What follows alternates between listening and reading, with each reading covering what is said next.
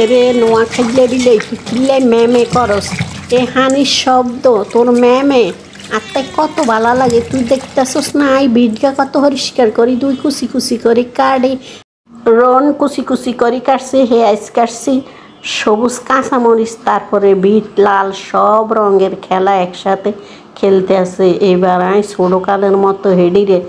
কসলাই দিম ছোটোকালে যার মা চাইলটা বানাই খাইছি থোড় দিই কেলা দিই তেঁতুল দিই এক কাঠি সেরমভাবে মাখতে আছে